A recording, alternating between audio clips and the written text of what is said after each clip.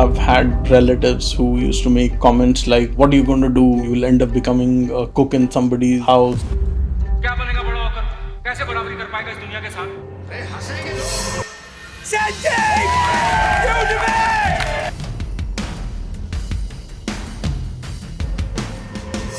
Let's talk about the most nerve-wracking moment you've had at MasterChef. When they said that this meat seems to be a little tough, I actually had a blackout on screen and I was going to pass out. Yep. I was loved by a lot of people, but the hate was also quite profound, and sometimes it came in form of terrible bullying. Funniest thing that's happened to you at MasterChef? I didn't know how to turn on the gas. What do you mean? Let's talk Gordon Ramsay. Love him or it's complicated? Very complicated. Okay. Very, very complicated.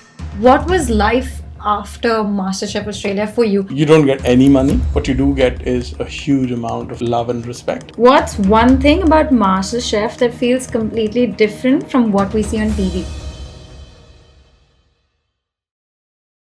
Hi, and welcome to another episode of Australia Unfiltered, where you expect candid and we deliver unfiltered conversation. For today's conversation, I'm super excited. But before we go ahead, I want to thank our sponsors, Enka Cookie Co. Without them, our guests wouldn't have a sweet treat and wouldn't win the gift hamper that they have today. Then Dropout Chaiwala for fueling us during the podcast with their amazing food and tea, and Aussies Group, because without them, we wouldn't have this amazing podcast space and you wouldn't be watching us. And most importantly, you guys for watching and supporting us. So don't forget to subscribe. Anyway, I am screaming from inside. I'm trying to stay content how to do it. But today we have a celebrity chef with us. We have an ex-MasterChef Australia contestant. Before I reveal who it is, I just want to say I am a huge fan of MasterChef Australia. Even before I came to Australia, MasterChef meant MasterChef Australia for me, even though I didn't understand the dishes, what they were cooking, but the excitement, the emotions, and everything that they give is to another level. And talking about today's guest is a 2018 MasterChef Australia contestant. He is one of the quickest person to come to Australia. In less than 2 years of being in Australia, this is the most shocking fact. One of the reasons he fast-tracked his PR process was so that he could be on MasterChef Australia. So I'd love to introduce you today's celebrity chef, Sandeep Pandit. In his season, he was the only person of a diverse background. He brought food from north to south, east to west, everywhere. And it was just beautiful to see. So when he got eliminated, it really broke my heart. But I feel it also opened doors for so many diversities to be on MasterChef Australia. Hope this excites you as much as it excites me. It is a journey that I want to get on to. I don't think I am not qualified enough to be on MasterChef Australia. My cooking skills, don't ask about it. But at least I can get to live through it with him. So welcoming Sandeep Pandit, ex-MasterChef Australia contestant and the flag bearer for Indian cuisine on MasterChef Australia. Welcome, Sandeep. It's lovely having an ex-MasterChef Australia contestant. What an honor for Australia Unfiltered to have a celebrity chef with us. Thank you so much for having me. The honor is just mine as well. It's always wonderful when people want to just talk to you about one of the most important phases of your life. So just as honor. Thank you so much for having me. A little bit fangirling moment is what I'd say, is because I have watched you when I'm a big MasterChef Australia fan, and when this is back in India, I was back in India, and when I watched you, I was like, I think you were one of the few Indians in the start when Indians started to come, and I am biased because I'm Indian, and I was like, I need an Indian too, and that was like a proud moment. And I think everyone in India MasterChef Australia is huge in India, and everyone in India was rooting for that Indian and Indian making Indian cuisine as well. It's not like the person is just making any random, like you were making other stuff, but you also presented Indian cuisine so well. So it was so nice to see you on screen as one of the first, like I'd say you're the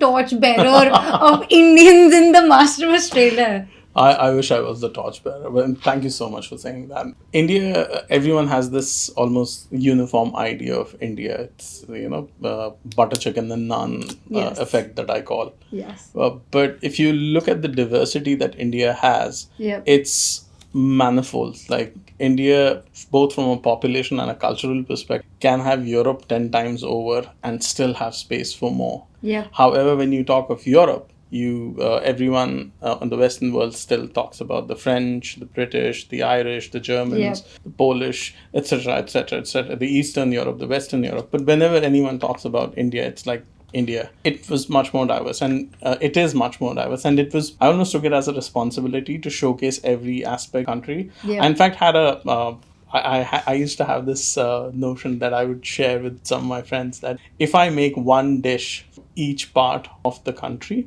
or each culture of the country, we might have to shoot MasterChef twice or thrice because I still wouldn't be able to cover it all. Not at all. But was I a torchbearer? Not at all. There were people long before me. There was Rishi Desai who was there. Nidhi is someone I'm in touch with even now.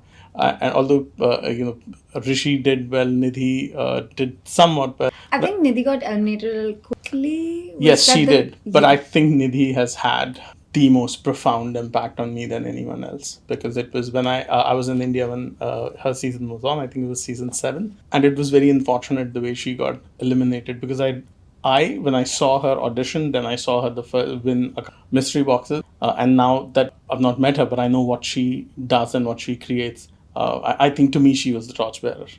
So there have been others, and I guess after that Dipinder or Sumit, there have been a lot of people, and we have proudly carried the flag of India. Yeah, I don't know why I don't remember. I'm sorry, Nidhi, if you're watching this, but I don't know why I don't remember her. But I just remember probably in my household, I was the only one who liked to watch Master Australia. So it was like their show was going on. When the ad used to start, then I used to switch and go to my channel. So I used to watch glimpse of MasterChef Australia. And then later on, I think it started coming on some OTT, and that's where I could watch it. But it was later in the season, so that's why I think maybe I missed out Nidhi and Rishi. But for me, I'd say, but whatever, there are other people. Nidhi, okay, I give you credit. Sorry for this. You should possibly get Nidhi here sometime. Yeah, for sure, 100%. It'd be lovely to talk to another torchbearer.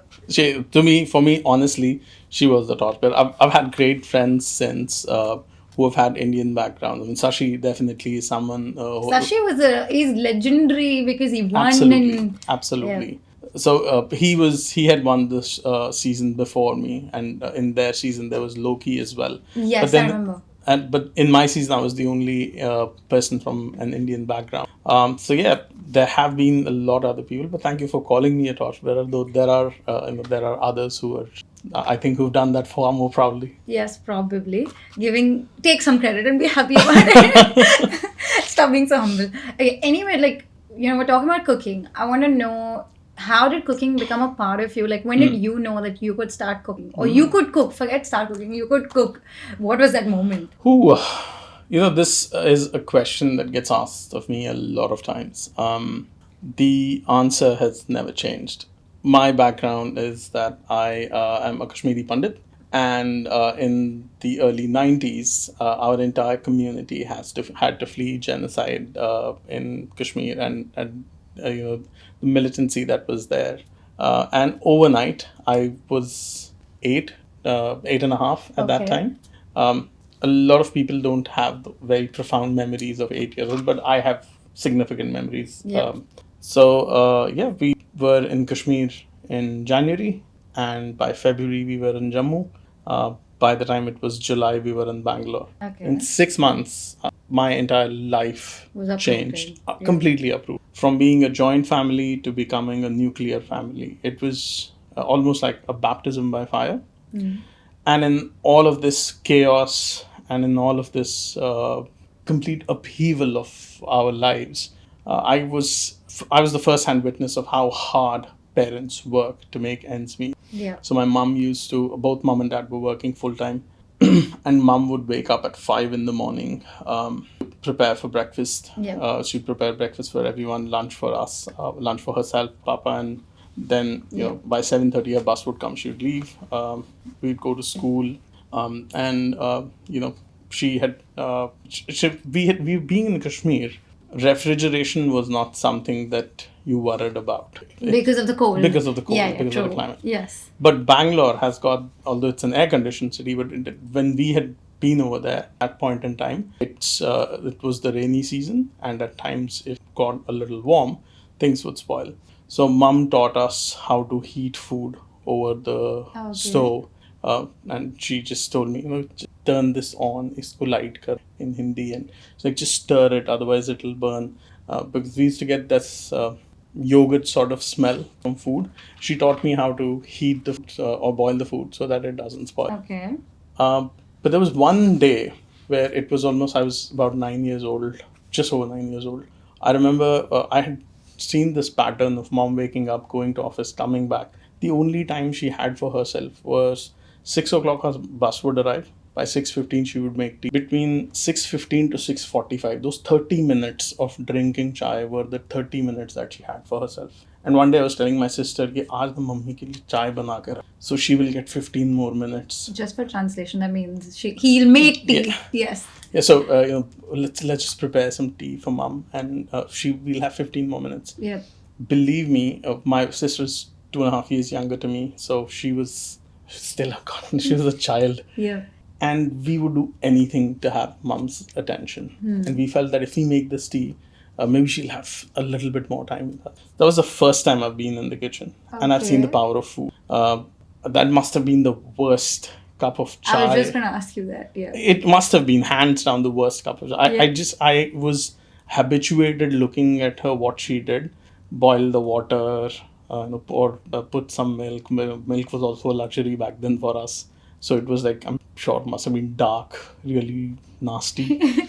But I was very proud of it, both Yeah. me and my sister. Yeah. So when mom came, like how you would treat a special guest, we the best steel plate that we had at the house, put the steel cups on that, poured some chai which had spilt all over the plate, and took it to her. And the first thing I saw on her face was shock. Next thing were tears. And she just held the plate, kept it down, and hugged us. Oh, that's really sweet. And I was confused what just happened, because I didn't know, did we make something bad? That You she just ruined her kitchen, which she has to sit another half an hour and clean we it. didn't see. We just were living in, but fair, in all fairness, yes, we must have. But it was such a tiny space, and we had so little that there was nothing to ruin. Okay. We must have burnt the stove or something. It wasn't like a gas stove, old school.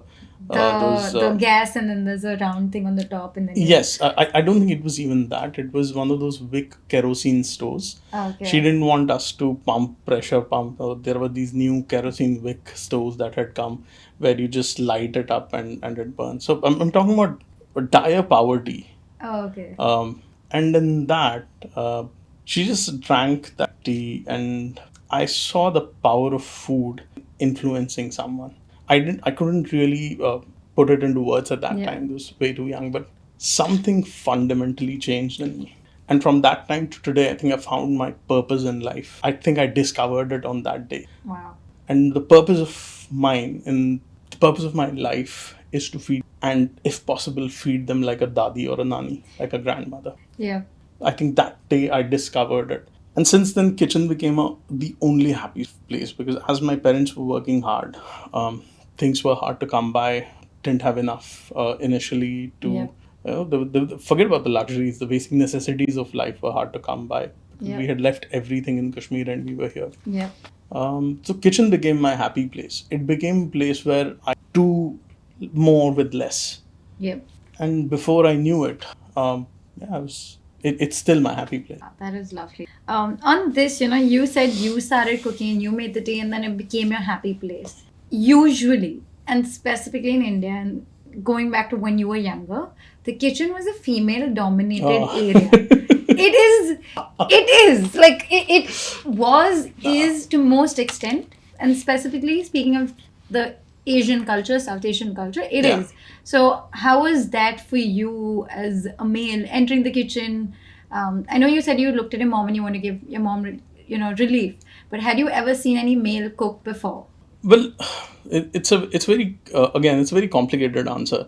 As much as we would like to believe that kitchen was a place where we wouldn't see a lot of men, we were getting to an age of the initial days of satellite television in India, 93, 94. Sanjeev Kapoor's Khana Ka Khazana had come. Yes. And before him, there were these, I can't seem to remember the name of these very famous chef who were Sardarjis. I should Google the name, and I'm so sorry. And they had a show which would come on Doordarshan a lot of cooking shows would quintessentially have a male chef. A lot of hotels had a male chef. So there was precedence of men being there. Can I give you a counter to that? Yeah. The reason why there were male chefs on TV and in workplace, because A, less females used to work. B, it was not the most idealistic thing for Absolutely. females to be on TV. Absolutely. But you're forgetting that was also the time Tarla Dalal was really doing well. Yes. So, we have a very biased way of looking at things. Okay. However, did I not face prejudice? I absolutely did. I've had relatives who used to make comments like, what are you going to do? You will not get a good education. You will end up becoming a cook in somebody's house. Or sometimes even, when my my dadi, my grandma, or even my nani, my maternal grandma used to come, they would be all tears. See, what have we come down to now? Was your food not enough to win their hearts? I think they were fighting a lot bigger demons of the real world, that nothing could melt their heart. Living your life. My granddad's name was in what was called as a hit list. So militants had told us that he would be killed. So when you have to, and my paternal grandfather had passed away. So they were not really in that, in that fairy land of our children are going to do well. They were more like Realistic. they're very realistic. They wanted to provide. Yeah. And me being in the kitchen was in a very subtle way that I'm not able to provide for my child. My child has to do it on his own. So I had a lot of pressure. Yeah. But that moment, mum having the chai, and subsequently the world outside the kitchen doors was significantly dark, was significantly hard. This was my only happy. I could feed this was the place where I could manufacture smiles for my home. And no matter what anyone did, no one was going to take me out of the kitchen. No one will be able to take me out of the kitchen, touch wood. Yeah. Hopefully not. Yeah. No, I think it wouldn't happen. Like, we've come so far, and now who will remove you out of the kitchen for now? Not at all. For me, it's totally opposite. My dad used to pay me money. He's like, go make something for me. I was like, sorry, that's like a very female-dominated thing. I'm not going to do it. I was just being a rebel. I just get paid. I was like, why should I learn as a female? What do you mean I should But do that's the whole point. I think this prejudice has now started going the other way. Kitchen is a sacred place because what you eat is what you become, and it is one of the things that our ancient culture teaches us. Your body is your temple. Yep. So if you can't nourish your own temple, who will? Yeah, true. So for me, it's just as important. Like, my son should be able to cook on his own. Yes. And today he's right from the time when he was 10, he was capable of cooking his own food to an extent that he can feed himself and Agreed. feed a friend as well. Agreed. I completely agree. And now I understand the importance. Like, back in India, there was always someone to cook. Yeah. So I was like, why should I cook? But after coming to Australia, as you said, the importance of cooking was very, now is what I've understood. And as much as I love eating outside, but I know the value of cooking at home and eating.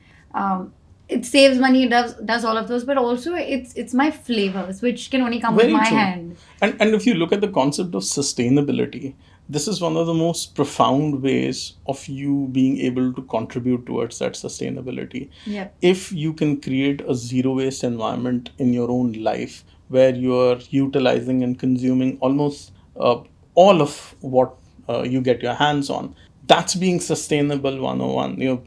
Yes, you can have the marchers out on the street talking about the global macro issues where there may or may not be an impact. This is one of the smallest ways of controlling your environment and having an impact on sustainability. 100%. Cook your own food. True, 100%. It's not everyone's cup of tea, but yes. But anyway, coming back, we've like swayed apart so far away.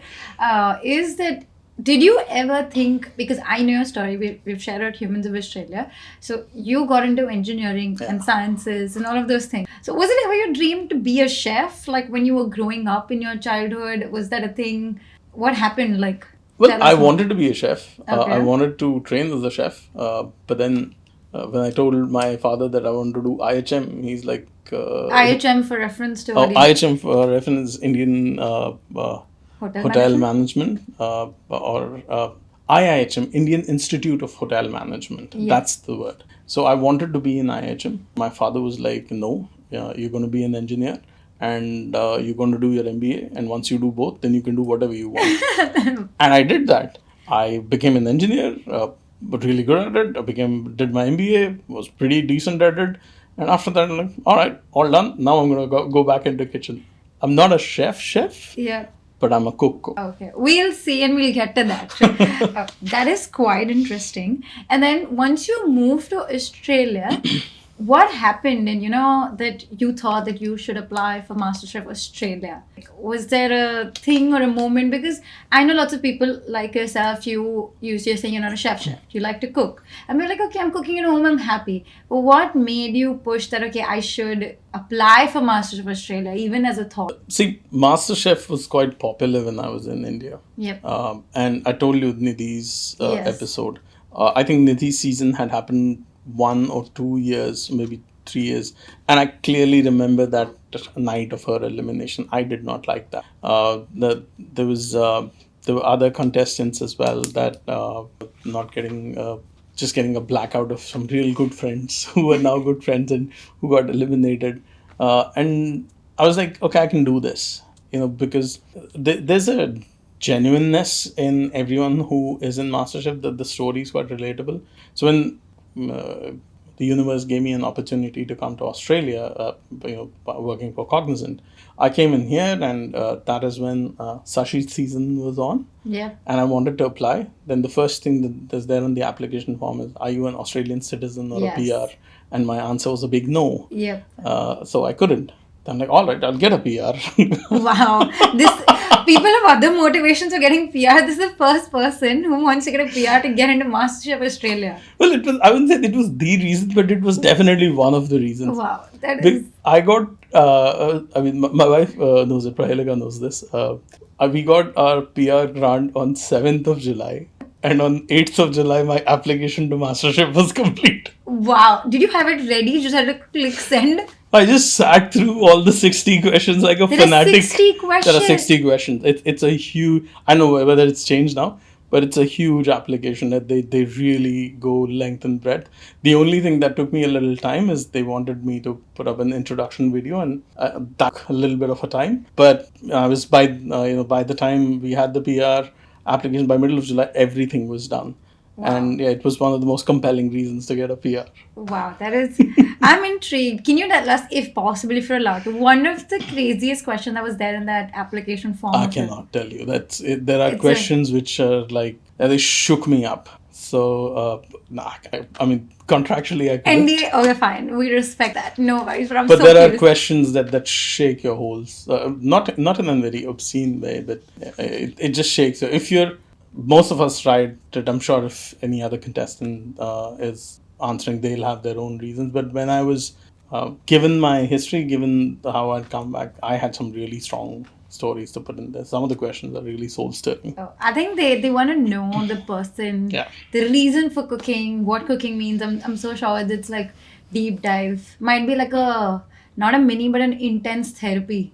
There is a psychological round before you go actually make it to the judges rounds. At least it was in our time. So Okay. yes, it is a very, very deep journey. And when you not forget the selection bar, when you first perform and you give to the judges that there's an initial round Yeah. when you don't know you're going to be a part, like to get the apron Yeah. basically. What was it and what did you cook? How was that feeling? Just getting to that round. I know there are multiple rounds to get to Yeah. that round as Yes. well, right? What did you cook, and how is that feeling of being there and cooking in front of these judges we've seen on TV?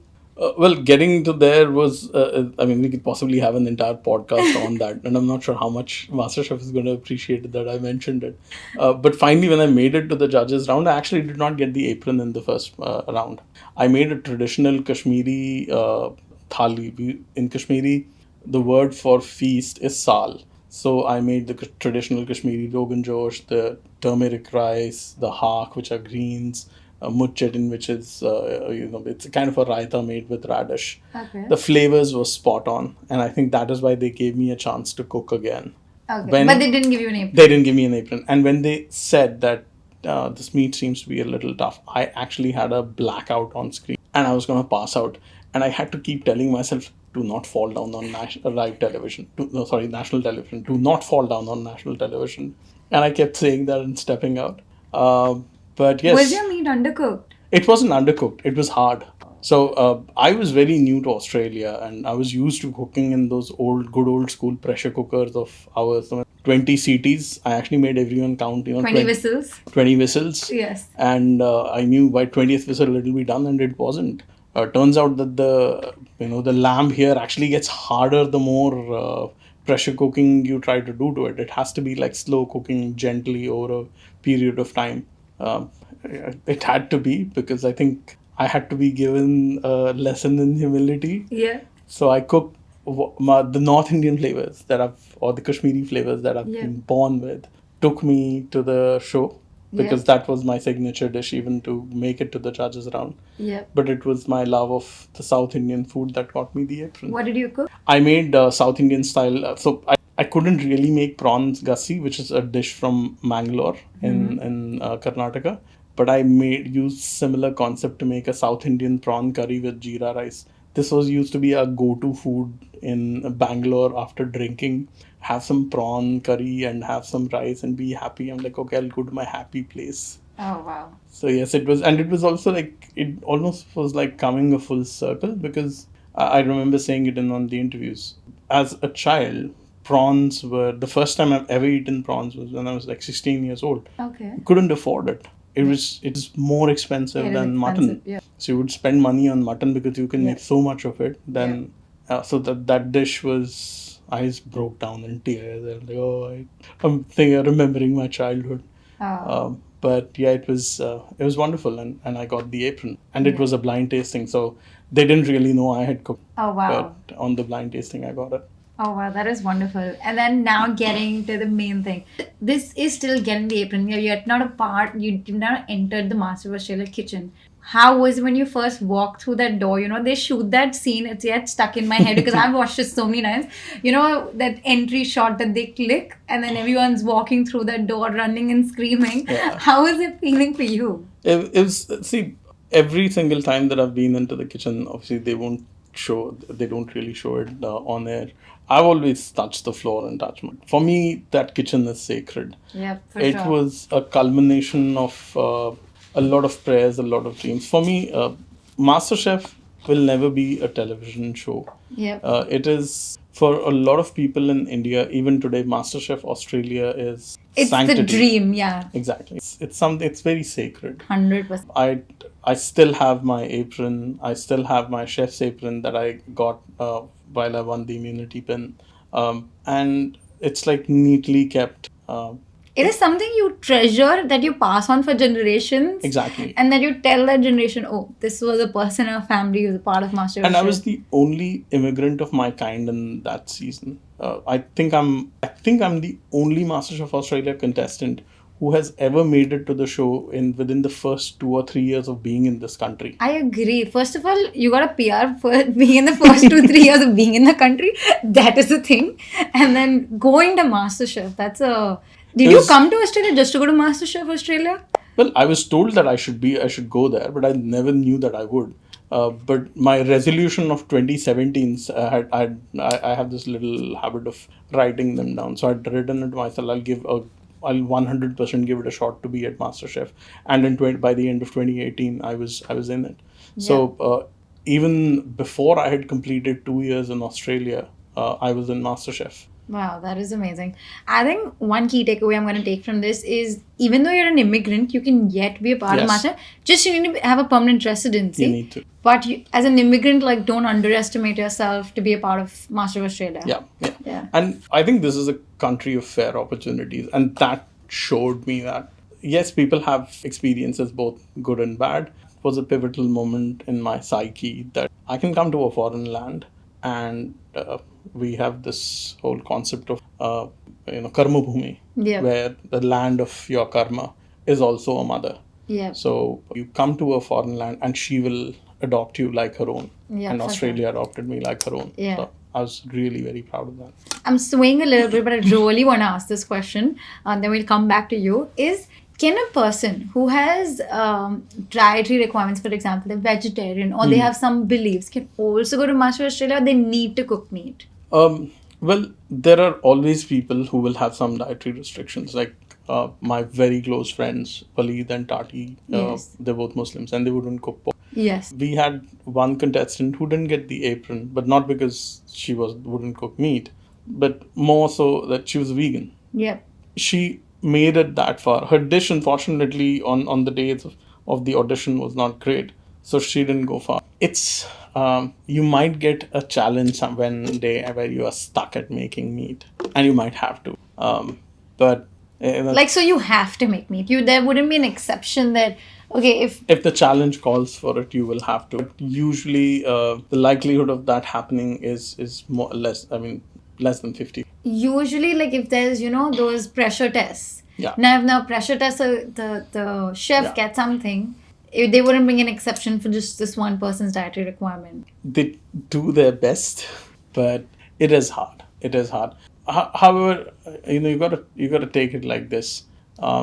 You're not see if you're a vegetarian or a vegan or you have a certain dietary restriction. That is for consumption. That is not really for cooking. If you treat everything as an ingredient, that is going to nourish the person that you're cooking for. Then, as they say, everything becomes amrit or the Yeah. elixir of life. Yeah. It is how you view something. Like I had reservations on cooking beef Yeah. because I do not eat. But at one of the challenges, I had to cook. Cook. Now I don't eat it, but that does not mean I'm going to disrespect someone else. Then how do you know how to cook it? Like, the point is, what I mean to say is, every meat's cooking temperature, time, how you cook it. As you said, the lamb Food is also. chemistry. Okay. If you understand the chemistry of food, it works everywhere.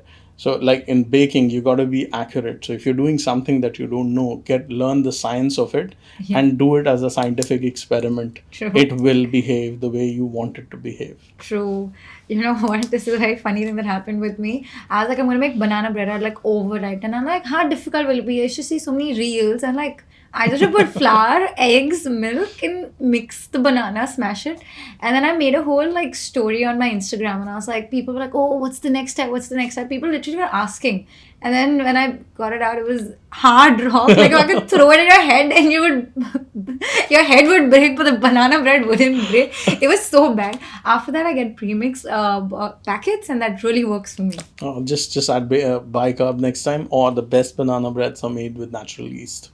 I don't cook with yeast. My partner is allergic to yeast. So I usually try to avoid yeast per Okay. se. Sometimes I make. It's fine. Whatever I like. But anyway, getting back to you. Sorry, both of us are so talkative I that we can just go on. Anyway, so then how did you stay true to your style? Indian cooking, it really stands out. And the specific spices that you require. Yeah. I personally have felt it that the spices here are so different than the spices back at home. Mm-hmm. How did you stay true? Because I remember you've cooked some amazing Indian dishes. And what was that like, showcasing your tradition on national television in a land that's not Indian, that's a foreign land, and people also embracing it? Very true, because look, I was very keen on being as close to Indian as I possibly could. So much so that I was trending one day on Twitter and people were trolling me for being a curry cook. Okay. And I used to take an offense to that word. It's like calling anyone who's making French food suddenly is a gastronomical Yeah. gift to humanity. Anyone who's cooking Italian food is a tradition's child. But for some reason, anyone who cooks Indian food from different parts of India is a curry cook. Yeah. So I wanted to fight that prejudice anyway. To your question of spices, look, the reason spices are different from here or there is because we've got into this very nasty habit of using spice mixes from a box. It's Guilty. wrong coming from a person who Guilty. manufactures a set of spices. But I was one of the very few people in my season who would take elemental spices and make fresh blends right then and there. Okay. Like in my audition, my garam masala blend that I have, which is in Spice Angel, my company, has 12 spices and 12 premium spices, and then no chilies, no coriander. I actually sourced those 12 spices, toasted them, ground the whole thing, and I did that all throughout the show. Oh, So, wow. except for Kashmiri red chili powder, which is very For hard to color? make. Yeah. And it's for color mostly. It's for color mostly. Yeah. Every other spice that I Yeah. needed was freshly toasted and ground right then and there. And that was one of the reasons why my food just stood out. Yep. So if you, try, use spices yourself and know fresh spices and see what happens. I'm not doing it. Sorry. I can't. Cooking is like we're actually trying to diet. Okay, me and my partner. then you should and cook we have yourself. soup at night. Oh my God. So that's our go-to thing. But we've not been going to the gym. So then soup is like we're trying to control on our diet. But then that one day comes and I'm like pizza, cheese, butter, everything together, and I'm like. I make my own butter. Does that sound weird? I mean, No, that's literally- amazing. I love like the white butter is what you're talking about. No, so white butter is we make it with buffalo milk. We actually get organic, non-homogenized cow's milk, boil the milk old school, scrape the cream off. We then get organic dahi. Please, yogurt. we don't want to know. This is so difficult. But it's fun. It's fun going back 500 Kitchen years. is your sanctity, is what I feel, Yes. and that's why I like doing anything related to the kitchen is fun for you. It's more than just cooking for you. It is. It's your happy place, as you mentioned. It's a safe space. spirituality. Exactly. It is spirituality, hands down spirit. And also, sorry, we were getting back to where we were, your MasterChef journey, is how is, I know this because I've watched it, but someone who's not watched it, or even for a matter of fact, how did the judges embrace your food? Because again, I'm so sure they've had Indian flavors. Yeah. But yet, it was yet new because not a lot of the people were cooking. So how was it with the judges when you presented these dishes which were so different than the others? In our season, we still had Matt, Carey, and George, who were the judges. My favorite. And Poe was one of the that come as mentors. Yep. So Poe is the current judge. You'll be very surprised that particularly Gary and Matt have been to India so many times that we used to call Gary honorary Indian. He knows more about Indian food than a lot of other people. That is scary for you because he knows the dishes and the taste so well that you have to make sure it's at par or better. And that's the whole point. I knew I could cook better food than he has ever tasted. Oh, wow. So there was confidence rather than fear. It didn't go out that very easily initially. You were right. It was very hard to reach to that level because he's been catered by some of the finest chefs in India, both at home as well as in the restaurants. So initially, after I moved from my first audition dishes and we started the competition, he gave me a hard time on some of the dishes that I had cooked. And I realized that I had to start unlearning the whole pressure cooker cooking of jhatpat and start putting my head on Jhatpat means quick. fast food Indian way. And I had to start getting into the whole nuance of how you cook. What's that wisdom of cooking food, breaking down protein, bringing out flavors, working with textures. And it was easy after that because, then you stop thinking about what mom taught you and you start thinking about what grandma taught you. And Oh, there's a wow. profound difference because that is the generation that moved from stewing food on big, large pots Yep. to cooking on pressure cookers. Yep. And I had witnessed both the generations. So I slowly moved away from the pressure cooking and it got better and better. This is because I know about Indian cooking that it takes time. Yeah. It takes time to build flavor. But there are so many challenges, 60-minute challenges that are there. How did you manage to pump up the flavor and add in those 60 minutes? It's so challenging. How were the 60-minute challenges? They look so daunting. It's all edited and cut that we've seen. I'd love to know from you who's experienced it. Look, once the cooking starts in MasterChef, camera does not stop for anyone. We even had a time when we actually had actual fire on the set, but the cameras did not stop rolling even while the contestants who were affected were politely taken away. Their food truck was, the fire was extinguished, but the clock and the camera kept rolling for us. So those stressful levels are pretty much there. Secondly, it's a myth that Indian food is all about low and slow cooking. A lot of Indian food is also about fast, quick, bold flavors.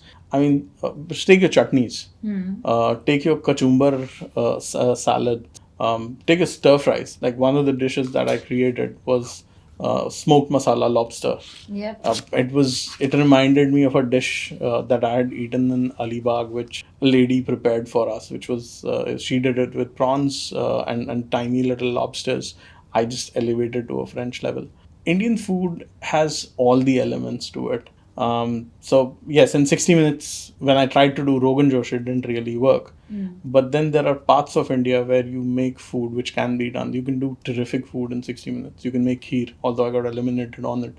That was more me than the kheer. So you can make kheer in 60 minutes. You can make multiple rice dishes in 60 minutes. Fish. Yep, true. I think one person who would totally agree is Po when she made that cake, that lychee chiffon cake. When this time I watched MasterChef. Yeah.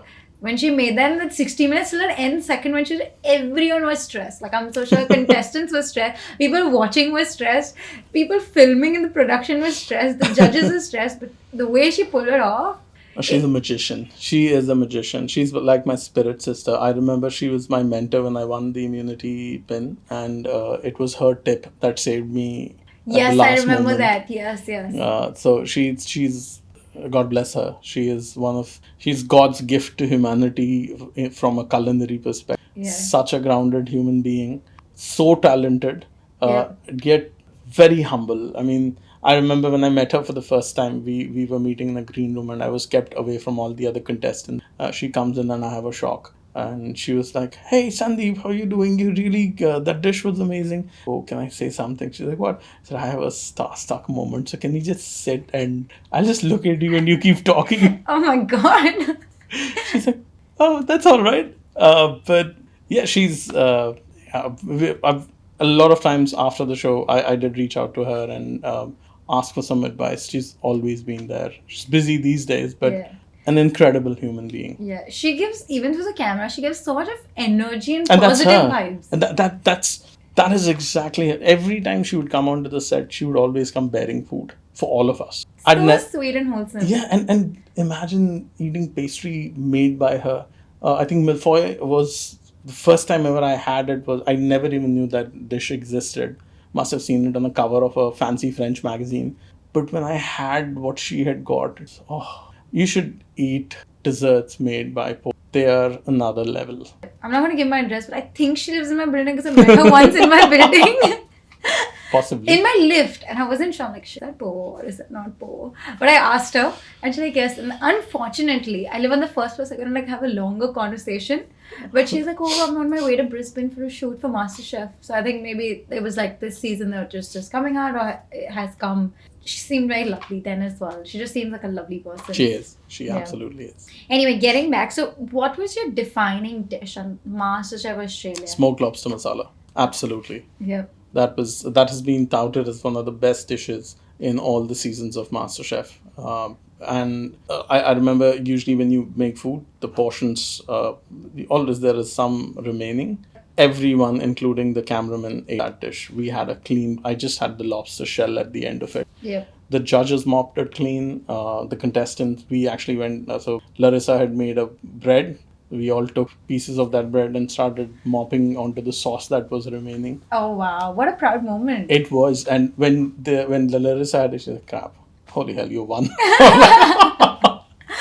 And I said, "No, it's not done yet." But I could see when I used classical French techniques in it Okay. in a very Indian way.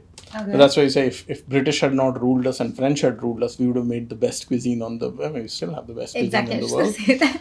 But the whole French concept of poaching the shellfish meat in butter and then adding flavors. So instead, the best butter on the planet is clarified butter, ghee. So I poached the lobster, took In out the ghee? meat. In ghee, yeah, Oh, yeah. So I don't need ghee. oh my, you will love this dish. I don't. I hate the smell of ghee. We'll convert you. Don't worry about that. I have to join this So cult. you like tandoori food, don't you? Yeah, tandoori. So that's ghee. That's ghee with smoke in it, and that's what you do. But ghee is on the smoke, not on the meat, right? That's the whole point. What I did in that dish is after I poached the lobster, took it out of its shell, kept the shell of the tail intact, chopped the lobster meat, and I took a generous amount of ghee, curry leaves, some cumin, a little bit of smoked paprika, and just freshly crushed coriander, fresh some more, some Where star do these anise. ideas of food come that these that I actually think flavors. As ridiculous as it sounds, but I create flavors like a painting in my head. And then my palate knows this is what I want, this is how I want the textures, and I end up creating a dish. So at that point of time, I remembered Alibag. I remembered that kitchen that I was in Alibag. Alibag is like part of coastal Maharashtra, and the whole wood smoke. So I'm like, okay, we'll do dungar. Do you know what dungar is? would So you smoke? take a burning piece of charcoal, put it in a Yes, little and then you cover it. container. Yeah, you just put some ghee on top. It smokes and you cover it. Yes. So after like poaching the whole lobster and just like tossing it in nice hot ghee and all of these aromatic spices, I just smoked it, took it out, placed it onto the lobster tail, Okay. and then added fresh coriander on top of it. Wow. They just mopped it. It was like a 1.5 kilos of lobster meat. It was a massive the southern rock lobster. Wow, that's a beautiful lobster to cook It as is well. a brilliant lobster to cook with, and I even used the head to make a little bit of stock as a little bit of a sauce that went with lobster. So it's one of my best dishes that I have ever thought of immediately, and I've cooked it a lot of times afterwards. It's now become quite consistent. Yep. It's to die for. Sounds amazing. I love lobster. Maybe that could be a dish that I might be able to try with ghee, but I can't do ghee. Like, I can do ghee in desserts because you can't taste the ghee.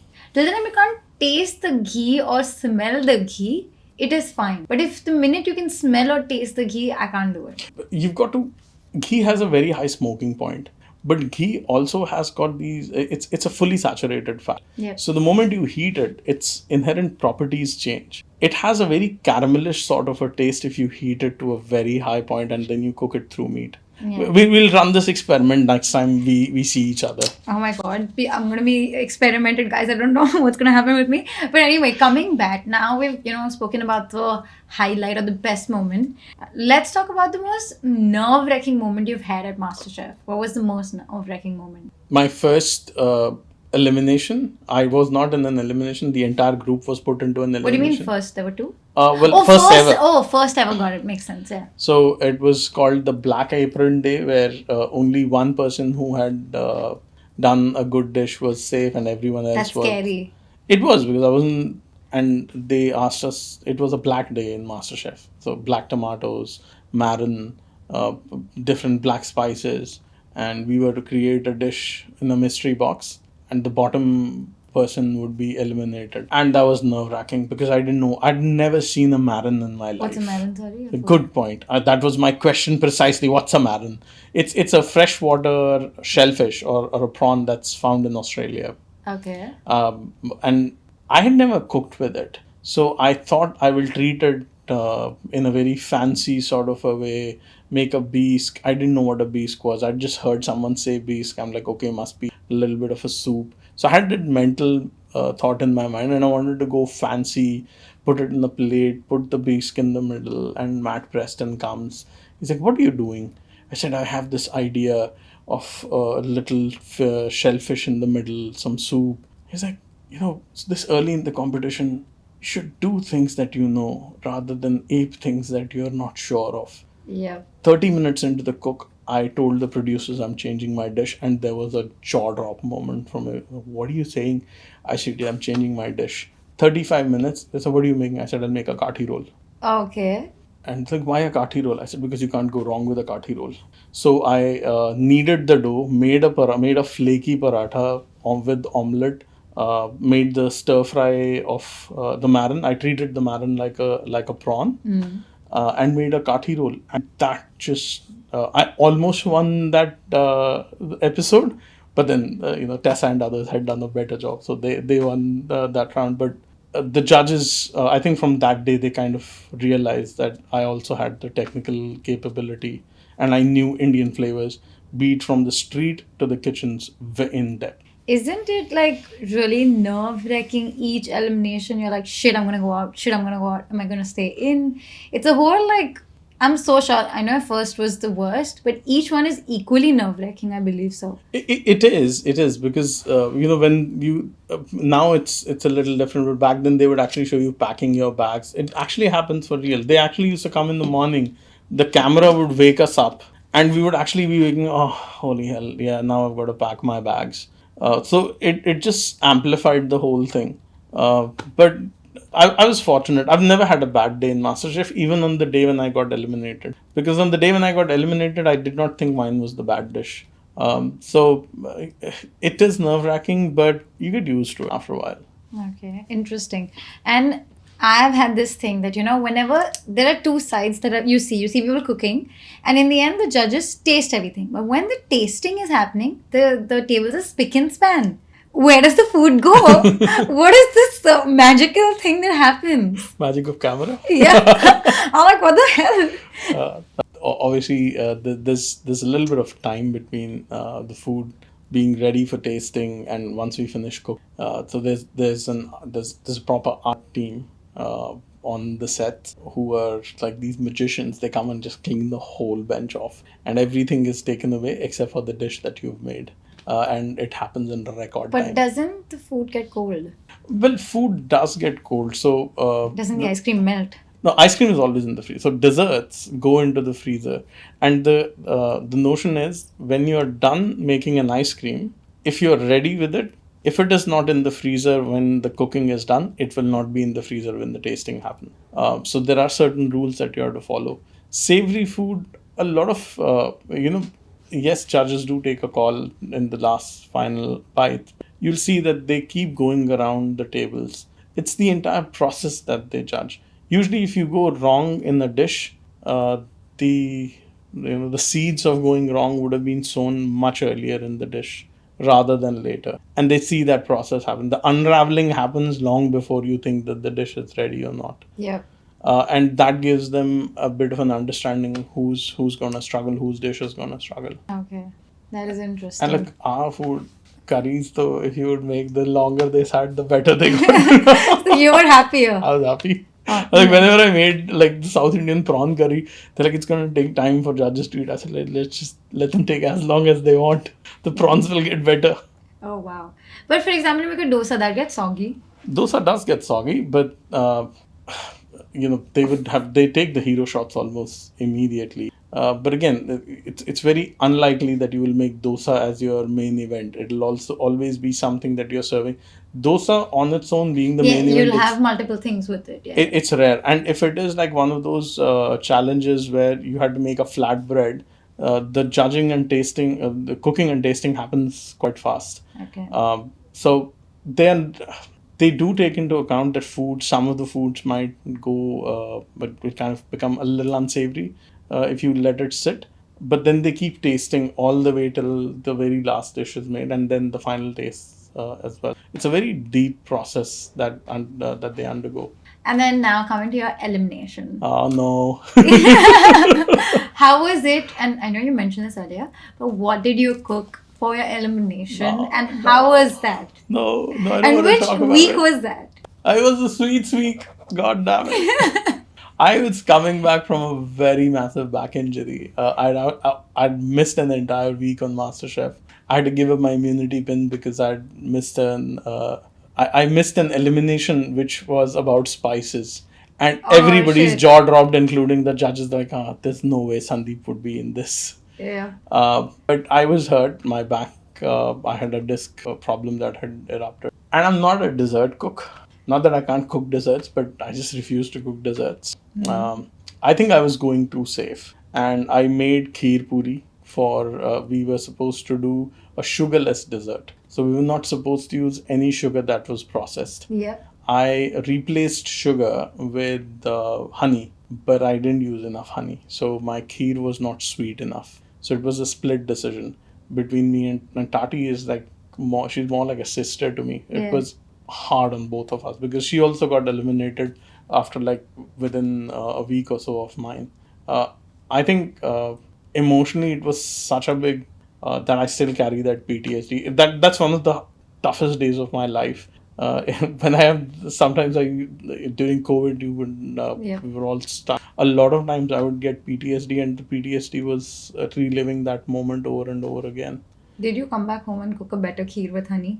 A lot of times. In fact, ever since I've done a whole series on SBS I saw that you hooked on with date molasses. sugarless sweets. Yes. Because then You were like, you need to redeem yourself somewhere. I had to. So I started researching about all the wonderful sweets that we make in India that do not use refined sugar. And then I found Nolen Gur, I found date molasses, I found natural honey, obviously in quantities that it should have been used in. So do I carry that guilt? Every single day. Because I really make an epic kheer, and it was an epic fail. The kheer was good, it just wasn't sweet. So It just happened. I think from what I've watched, I've not lived it, but from what I watch, it's just on the day, it's luck, timing, and it's just a day thing. Because sometimes such amazing chefs just get out, and you're like, how is this chef out? How can that person even get eliminated? That's exactly what happened in my Yeah. on the if you watch it on any of the OTT, the promo before that episode, before and today, the one of the most shocking eliminations on MasterChef, because even while we were filming, nobody really thought that I would be eliminated. It was Simon everyone thought would get eliminated. Why was he that bad? I think Simon was having a really bad day in the kitchen on that day.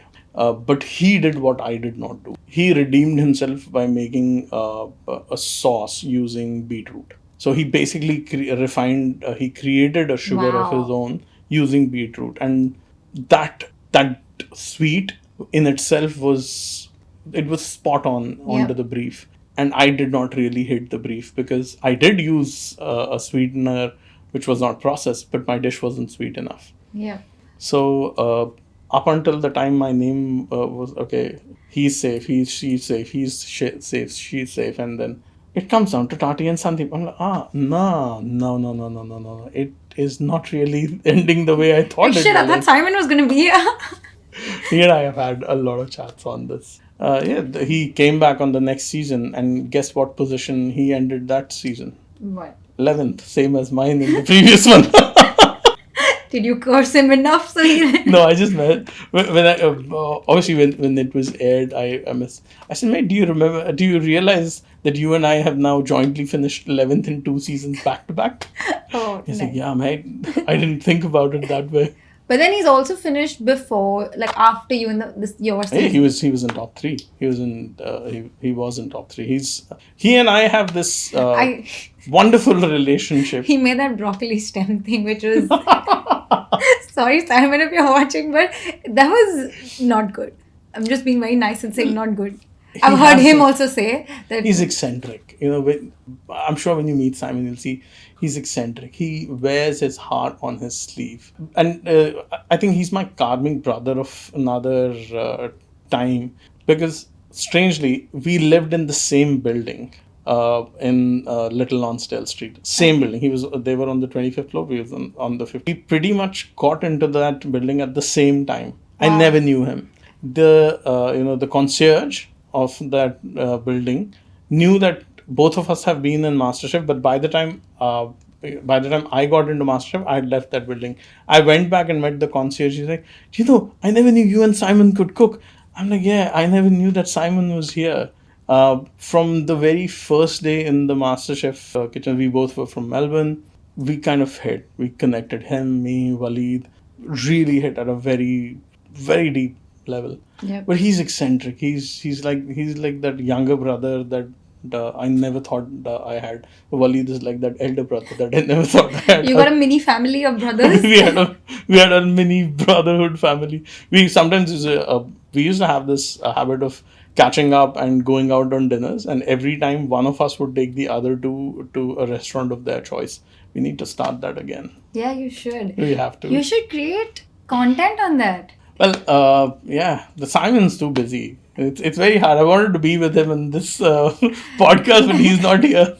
Simon, you ditched us. No, he didn't. I'm gonna meet him some other day. So Waleed and I, we give him a lot of tough time. So whenever we catch up, we always send a message to Simon rubbing it in that you're again not here. You must be doing something, but he's busy. He's Well, that's great. No, Great, no, he's doing something, and like something's keeping him busy. So that's nice. Anyway, so that's where your MasterChef Australia journey ended. Yeah. But it never ends there, it's actually a start. That's true.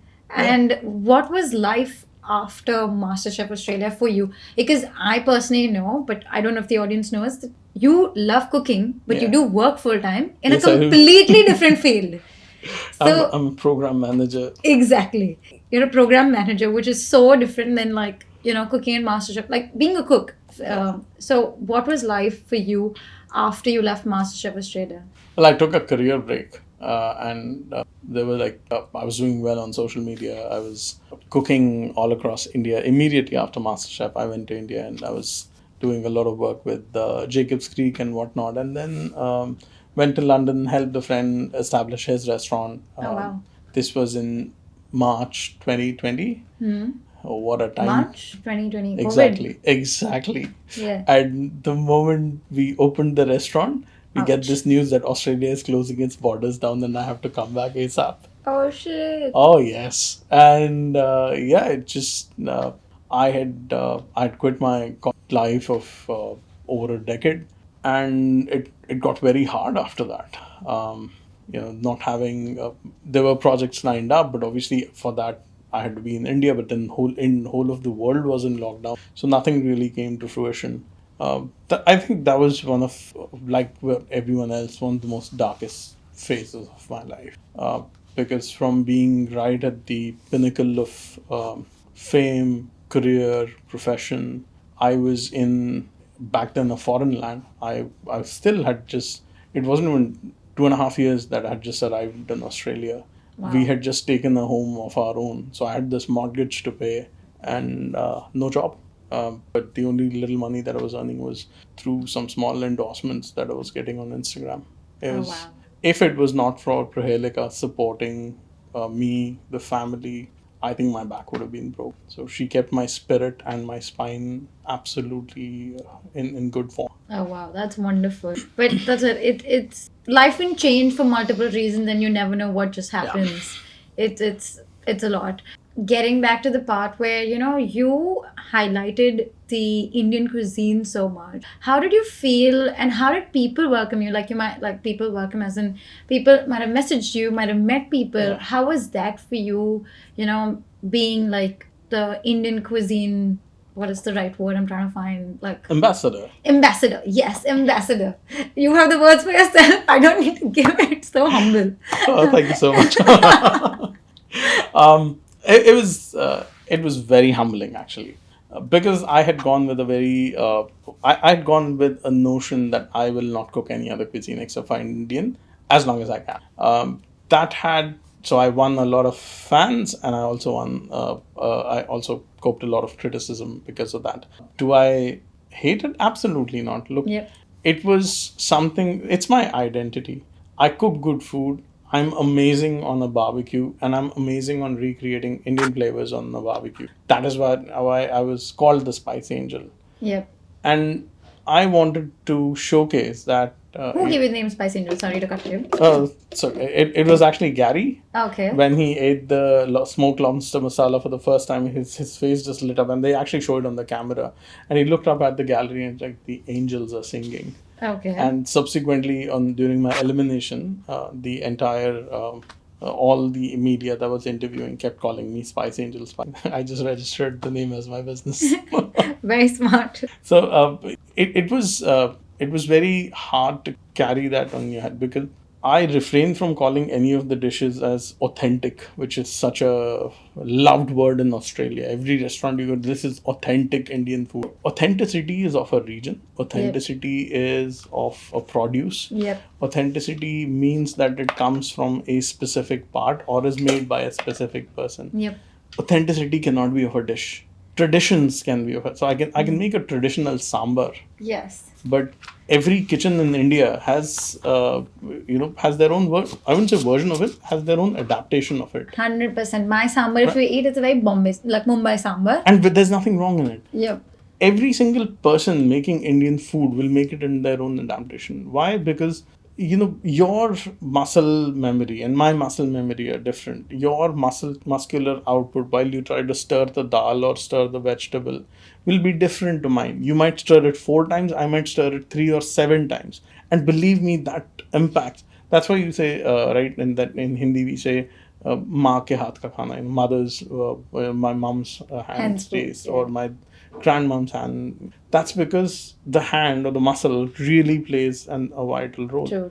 So I had to walk that tightrope of not calling anything authentic anything. So when I made a prawn curry which had influences from South India, I call it the South Indian prawn curry rather than a prawns gussie or an authentic South Indian prawn curry. What is authentic South Indian? South Indian itself, peninsular India, is a kaleidoscope of cultures. Yes, and India in itself, every 100 kilometers, it changes. Absolutely. Everything changes. Forget just the food, like language, people, culture, traditions. Every single thing. Yep. So I took that upon myself. Yep. I was loved by a lot of people. I was loved more than I was hated, but that the hate was also quite profound, and sometimes it came from in form of terrible bullying. Oh, is it? I've been body shamed. I have been. How does that relate to food?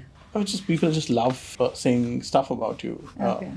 I did. I was once told that some of the really nasty stuff about how I look, about how ugly I am, and how fat people should not be on the show. Stuff like that. That is so mean. But it does. I think it played a lot more during COVID. At that point in time, the show had just come on a couple of the OTT channels, so people were just sitting and opinions were free. Having said that, I'm not trying to body shame anyone. Then the judges that were there in your season, they should also not be judges. Like, if you really want to body shame someone so bad. And how do I put it? I think initially I used to let it affect me because there was nothing else to do. There were no distractions. I was a prisoner in my home, and all of us were prisoners of our social media devices. What else do you do? Like, you need some or the other type of screen that's always exactly there. So then it stopped impacting me because I stopped reading the comments. Yep. But there were messages. There were a lot of people who gave me a lot of hopes or hopeful messages. Like there's this one person who spoke about his friend who was on his death. Okay. He was suffering from cancer and was in his last phases. Apparently, unfortunately, was not able to consume a lot of food. But he's like, every time I would be cooking on the screen, he would like, and it's like, I really wish I could ever eat. Did you cook food and say? No, I couldn't. So he passed away, and his friend messaged me. But that is so nice. Like, you did something which you would just... I didn't know that Yeah. I could impact people in that way. There was a lady in the UK whose mum was in surgery, and one of the ways that they would keep her entertained, we had just got aired, and she was following me week on week, and then she went into surgery, in a bit of rehab, and came back, and I was eliminated, and she's like, my mom was searching for you, and we really felt bad that you got eliminated. Yeah. You really don't. The power of mass media is so profound that yes, there are things that hurt. The things that nourish your soul are far more, and that's why I love being in front. Yeah, true. It is daunting. It is. But it is rewarding as well, the way you take it. Like, for example, initially it's affecting you, but then when you saw the positive impact of it. Absolutely. I'm dropping this 1,000 million times. I'm just going to keep it on the side. Super fidgety. I know. Thank God this was finished. This white sofa would not get dirty, but all good. Anyway, getting back to, what we were talking about is you've been an ambassador. You've done so much for the Indian cuisine. And my next question was going to be, what's the most rewarding thing, which you've already mentioned. What was the most unexpected thing that, any collaboration that you did or a partnership that you did that happened after MasterChef Australia? Oh, there have been so many collabs that I've done. But I think I wouldn't call it a collaboration. It was a little bit of a Guru Dakshina Ashirwad. What is Guru Dakshina Ashirwad? Guru Dakshina is an ancient Indian tradition of offering gifts to your guru. And that's called Guru Dakshina. And Guru is teacher. Guru is teacher. Guru, everyone. It's an English word now. In case someone doesn't know. True. And Ashirwad is the blessing of the Guru. And that happened with Gary. So the only person besides me, my manufacturer, who knows the recipe to my traditional Kashmiri garam masala is Gary Megan. Oh, you gave it to him. I gave it to him as a Guru Dakshina. Copyright? Some commission? Nothing. I just gave it to him. Oh, wow. Because we caught up after MasterChef once. We were having the cup of coffee. I gave him my garam masala. He loved it. And he sent me a message one day. He's like, you were mentioning about your garam masala. Can you tell me the recipe? Yeah. I hesitated a bit. I said, all right, Gary, I'm going to commercialize this. But I see him as a guru. Yep. I said, this is my little homage to you, and I hope you keep it a secret. Yeah. He did a post where he took the pictures, just a few ingredients, and he tagged me, appreciating the quality of that garam masala. Apparently, he still uses it. Oh, wow. He uses that recipe of garam masala, and he promised in front of the entire world that secret is going to remain with him. So I think that was one of the most rewarding, unexpected collaboration. Wow, that is the most beautiful collaboration to have. Talking about other collaborations is I've seen you've done a lot with SBS. I know you've like worked on few things. So what was it? You worked on India Unplated. India Unplated. Yes. Can you tell us more? What was that? India Unplated was, and I hope we have a season 2 someday. SBS, I'm gonna tag you. Make a season 2. What's going on? Sorry, go for it. I think I know for a fact that it is the only show ever to be in Western world to be dedicated to regional Indian cuisine. Okay. And that to me was a very strong statement because that's what I stood for. I have never wanted people to look at Indian food as like a big chunk. Yep. I have always wanted people to appreciate different parts and different produces, different climates form the subcontinent, and this magnificent Vasundhara, as is the word for land in Sanskrit, this magnificent land that we have in India that nourishes 1/6 of the world. So that was India Unplated, was that show which spoke about dishes that are made in Gujarat, made in Andhra, made in Kashmir, made in Punjab, made in Assam. We made something called as boot bhaja and aloo patika, which you would have never even heard. But then boot is basically black gram or kala chana, black gram. And when you think about it, it is such a fundamental, pulse all across India because that is what is polished and Bengal gram is made. That's your chana dal, and that is what chickpeas are made. Chickpea flour is made. So now you see this connection from far east to far west because Gujarati cuisine is predominantly about besan, and which is gram flour. Is gram flour. Yeah. And then you have this boot bhaja being made in eastern part of the country, which is made from that very ingredient, but in its freshly harvested and dried form. Okay. And it was a very humbling experience doing it. So yeah, kudos to you for letting me do this. That is wonderful. I look forward to season 2. So do I. Anyway, we have some audience questions also, okay, Oh, wow. before we go. One is, what's the weirdest or the funniest thing that's happened to you in the kitchen, on or off camera at MasterChef? I didn't know how to turn on the gas. Would you mean? How can you not know? That's the most basic as a cook. It's the hardest thing to do. Wasn't it basic? It was, but on the first episode, I struggled to turn it on. Then I realized because there's this weird mechanism in Australian gas stoves that you have to keep hitting onto the knob and it has to light for a very long time. Yeah, It has to true. fire for a very long Yeah. time before it burns. And I didn't know that. And the crew had a field time looking at a cook who didn't know how to turn on the gas stove. That is the worst.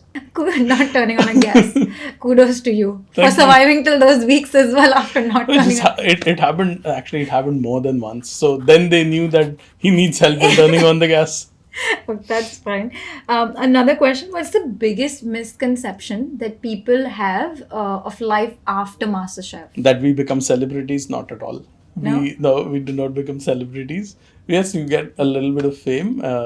You don't get any money. So I was basically living off my savings. You don't get paid? You do not get paid. I thought you get paid for you're giving your time. I know you're getting showcased. No, you don't get paid. You don't get paid in MasterChef. You get a small stipend, which is not even. It's not even enough to buy you meal for that day, a good meal. It's just a very basic stipend that you get. You don't get paid. You don't make millions out of MasterChef. What you do get is a huge amount of love and respect, and in my case, incredible self-confidence. Wow, that is amazing. Then another audience question is, what's one thing about MasterChef that feels completely different from what we see on TV? NDA, can't really talk about it. Oh shit! I really wanted to know. I was looking forward to it. All right. Okay. So Give us something that does not clash with your NDA. judges do eat cold food. Okay. Judges do eat cold food. That is very sad. Like, I know you explained the whole process. It's the Yeah. whole process that they go. But food, when it's hot, that's the feels. Well, so they do eat it hot as well, but the final tasting that happens a lot of times, if it is a savory dish, it's going to be cold. Okay. Now, coming to the end part is, this is what's the most important lesson that you've learned from MasterChef Australia? What could you say that you learned something? Never to take myself seriously. And I'd say that What do you mean? every single contestant who comes out. MasterChef Australia, once you are, or you've done any other television show, you get put into this bubble where people know you and they tell you how amazing you are, how amazing your food is. You should open the restaurant. You should be on the television. You should have been on the other show. And that kind of pumps the ego sometimes in the wrong way. Don't get me wrong. Some people really make it big and they do multiple things. But most of the times, people just get back to their life and it's business as usual. So it happens that it's very important not to take yourself seriously and not to take that success to your head until and unless you clearly know what is it that you're doing and Yep. what is it that you want to achieve. It's a great platform to begin, Yep.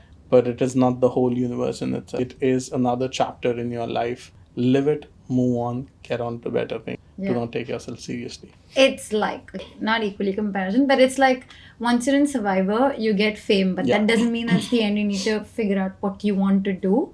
And You also get trust issues. you get trauma issues, trust issues, every issues. It's Survivor is intense, is Yeah. what I've seen.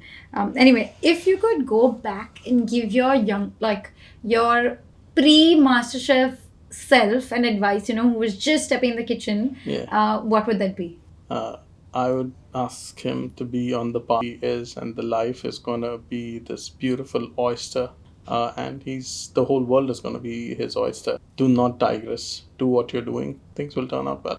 Okay, and what is an advice you'd like to give to someone who's an immigrant who's trying to just has a thought of getting into this MasterChef? What is an advice? Apply with a PR. Get a PR is the first.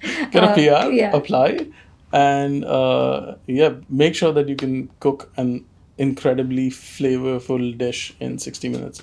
If you can do that, you have a very realistic chance. What I meant to say is people, especially immigrants, it is a thing however well you cook. Yeah. It's just a thing that, MasterChef, how can I even compete? These flavors, they might be really big chef, like good, way amazing. I know so many of my friends who cook amazing food, but the thought also of MasterChef, like, no, it doesn't make sense, or they just underplay themselves is what I'm trying to say. Yeah, so unless you have the confidence of you can do it. You need won't the confidence. You need to have the confidence of you can do it. Okay. And that confidence comes when you are honest to your own self. So, I mean, give it a shot. What's the worst that can happen? It's going to be a no. It's going to be a no. That doesn't change anything, right? You'll Yep. still be cooking. It won't define you in any way. But if you 100%. don't try, if you don't apply, then it's definitely not going to happen. Yep. What's a legacy you want to leave in this culinary world? I want to be known as the voice of Indian food in the Western world. Oh, wow. And I'm very, very clear about that. Wow. Are you doing something towards it? I thought my YouTube channel would be a start, but unfortunately, not as much as I would have wanted it to be. I didn't know you have a YouTube channel. See, exactly. Yeah. I'll put your YouTube link for people to subscribe. I think one of the things that I've done is traditional Kashmiri dish masala recipe and document them and manufacture it. I have a boutique business, the Spice Angel, that does it. That's one of the ways in which I'm trying to showcase the Kashmiri Pandit cuisine, which is pretty much dying. apart from that, working every now and then with the likes of SBS Food, doing things like India Unplated, and I'm open to opportunities. Through this, if anyone wishes to cast on in a new Netflix show. He's not that bad on camera. Not that bad. He's pretty confident. He can speak well. And I know about food. Yes, and he I'm a knows food about, geek. totally knows about food. Crazy about food. He can, if there were like a gas stove out here, only I'd have to turn it on for him. But rest, he'd be able to cook here. I mean, sometimes you don't even need fire to cook. Fireless See, cooking he is started something. again. So, I'm No, just but- kidding. I'm kidding. absolutely. Look, I mean that's one of my greatest ambitions is to be the voice of Indian food in the Western world. Wow, that is lovely. And what's next for you, and where can the people watching follow you? Instagram is one of the best places to see me do stuff in the theme of fire and spice. Yep.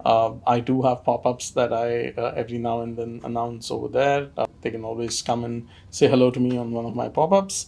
I'm also hoping to do something again on television. That's something that I'm very, very keen on. Okay.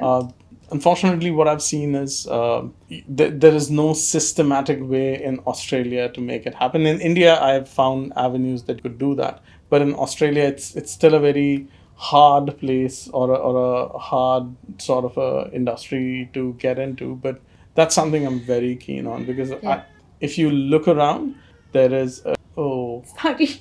that's okay. I didn't know there's a baby crying outside the studio. Sorry, guys. I don't know if you can hear it or not. It doesn't usually happen. It's nice. The baby is crying. Why aren't there enough Indians on the Australian cooking platform? No, that's a fact. You don't have it in Australia. You don't even have that much in the US. So it would be a nice change, and Yeah. I'd love to be there. True. I think that's a wonderful thing. One last, actually, audience question before we get to the rapid fire round. What's the biggest surprise of watching yourself on TV? When you first came on Master, had you watched yourself on TV before MasterChef? I used to record my videos, but I can Like tell. national TV, had you? It's like everyone is No. watching. No, no, I had not. So I what have was- not watched myself. So what was the biggest surprise of watching yourself on TV? That I need to work on my facial expressions and smile when I'm talking. I never so the camera would say, Oh, so he would do that. I had to smile. But I think biggest is, which I'm sure a lot of people get shocked, is you think you sound like something, but you do not. It's true. Now I've come to a realization that I sound in my head quite similar to how I sound in front of the camera. I think my brain has now tuned it. But when you listen to yourself on a camera recording, it's like, oh, that's not the person I hear in my head. True. It's like, when I sing, I feel I'm singing in tune, but actually I'm singing really horrible. I should never sing, but yeah, that makes sense. Anyway, Sandeep, it was lovely knowing about your Pleasure. whole MasterChef journey. We had an intense, not intense as in it was a fun discussion, but it was a whole detailed Thank you discussion. for having me. I wish this NDA could allow us some things more, but You never know what Simon's going to say. oh my god. I'll release this after I speak to Simon. So then he doesn't know what you've spoken. Done. Oh, that'll be wonderful. Anyway, getting to the fun part and the end part, which is our rapid fire round. Mm-hmm. And for a rapid fire round, if your answers are nice and good, Oh, you get I a a goodie hamper bag. Yes. and then you get cookies in it. You get anchor cookies. So let's see if you're worth it or I'm going to take them away. No, I think I'll give you good. What am I supposed to say? I'll say it. Give me the goddamn And they need to be cookies. spicy, dramatic, give me some content, but we'll ask. Okay, let's go for it. All right, I'll try my best. Okay, what's the most overrated dish in modern cuisine? Panna cotta, Oh, okay. Which cooking trend drives you crazy? dalgona coffee. That was terrible. I mean, that was crazy. Wasn't that a thing anyway from before that you mix it and you make the foam and you put it in the coffee? Like, my mom used to do it before, I remember. There used to be a Parsi dish called milk. Okay. Have you in Bombay? I don't know. Old school Parsi dish called milk no, and that was similar to dalgona coffee. But dalgona coffee in itself is, I don't know what people are thinking. To me, it due respect to everyone who likes it, but Okay. Are you a coffee person or tea person? tea, chai, any day chai. Let's talk Gordon Ramsay. Mm-hmm. Love him or it's complicated? Very complicated. Okay. Very, very complicated. Can I add another very, very, very, very complicated? Oh wow, interesting. I'll talk off camera about this more. Anyway, MasterChef judges or your spouse, who's more intimidating? My spouse. What kind of a question will this be shown? Yes. Oh no, of course, honey, you're not intimidating. So MasterChef that Australia out. judges. Yeah, sorry. I the answer is MasterChef Australia judges. Okay. If you could challenge one judge in a cook-off, who would it be? I already have I challenged know, one I of know. the current judges, and Who would it be? well, in the current lot, I would love to challenge Poe. Oh, That's that'd be because spicy. it would be that. Look, I've already competed against Andy. I know his strengths and weaknesses. Poe is terrific. Unexpected bomb as well, I'd say. Like, she's an unexpected person. She can just whip up anything, I feel. Absolutely, and I think if you are, she's someone that can bring out the best in me if I'm competing again, like how Andy did too. So Yeah. And if it was from your season, which one would it be? I would love to compete against George because among the three judges, he was at that point in time still an active chef in the kitchen. And it's always great to compete against a chef because it brings out the best in you. It's Yeah. like competing against a professional athlete. Yeah. What's a dish you will never cook again? I just don't know the answer to that. I will not say kheer. I'm- Kheer with honey? I think that I'd say a sorbet. a sorbet. Yeah, I've kind of never figured out why the dessert chefs are so crazy about sorbets. People like it, good for them, but Yep. never. I don't think I'll ever cook or like make sorbet. There's very little skill that is involved in making a sorbet. I'm sure I'm gonna get a lot of flack for that. Whoa, we should make this into a reel. But it's the Yeah. goddamn machine making the sorbet for you. You just made that tiny little juice and had the right elements and But acidity. I think it's the sweetness, the elements, which in No, case but you're using what a have you fruit, made? What have you made in the sorbet? frozen juice. The freezer did that. What did you do? It's fine. Whoever these sorbet chefs, they'll be like throwing hate at you. A lot. So we always had this love-hate relationship between dessert cooks. Okay. But I mean, ice cream, I understand. There's a fair bit of cooking that happens. There's an art to it. But sorbet, fruit juice, Yep. behaving weirdly. Yep, for sure. Last question. Who are the three judges in your season? Gary, Matt, and George. Who's your favorite of the three? Gary, hands down, Gary. I think I've been trolled a lot for it. The judges trolled me on the show for that, but I've never made any. I've always been very clear that he is my favorite judge, and the reason for that is ever since Gary came on to prominence after MasterChef Australia, the one country that he showed in an entirely different light was India. The way he picturized Indian cuisine was in a very respectful, dramatized manner. He went to small little places. So before him, there was another chef by the name of Gary Rhodes, and he did a show called Rhodes Across India. He's Yeah. a UK chef, unfortunately no more. And even Gary Rhodes went to all the different places, Maharajas and others. Gary Megan has gone down to vendors, street, roadside wala dhabas, and given the real feedback of. So when we had a chat, he's like, when I go to a street vendor, I can see whether I'm going to be all right or I'll not be okay after eating that. I said, yeah, that's a very Indian thing because that is how we popularize a place. We know which are the places that are that'll have zaika or taste, or which are the places that may Yeah. spoil your health. Yeah. That to me is a very, very nuanced view, almost like a Desi's view. They That's say the Indian. Yep. Indian. Yep.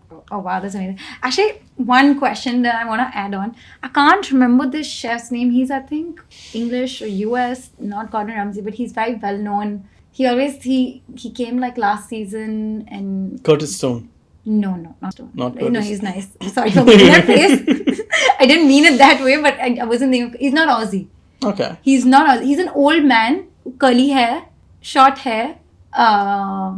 And when he tastes the food, he like bangs his spoon to the teeth. Marco Pierre White. Marco Pierre. He's Marco Pierre. Love him or it's complicated?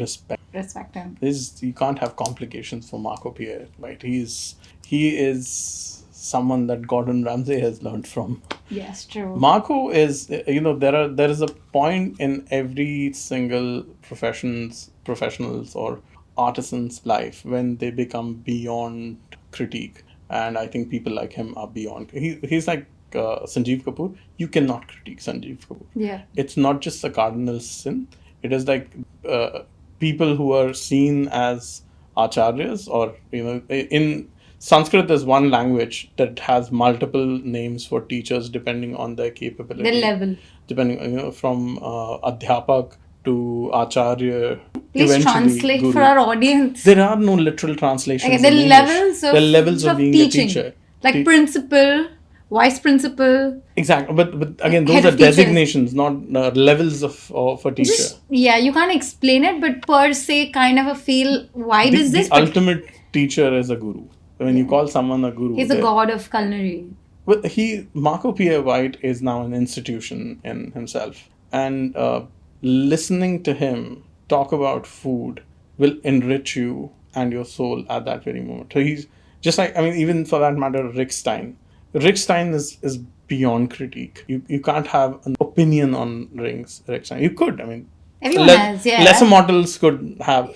But if you are a student of the art form, there are some people who rise beyond that criticism. Yeah. So it'll be unfair and absolutely blasphemous for me to have any opinion on them. They're beyond it. Yeah, makes sense. I think you had spicy answers, so I'm gonna give you this amazing hamper, which also has a Humans of Australia tote bag for you. Thank you so much. No worries. Thank you so much for being on this podcast, Sandeep. It was totally unfiltered. It was totally candid. Thank you. Don't forget to subscribe so we can continue creating these amazing videos. And bye for now.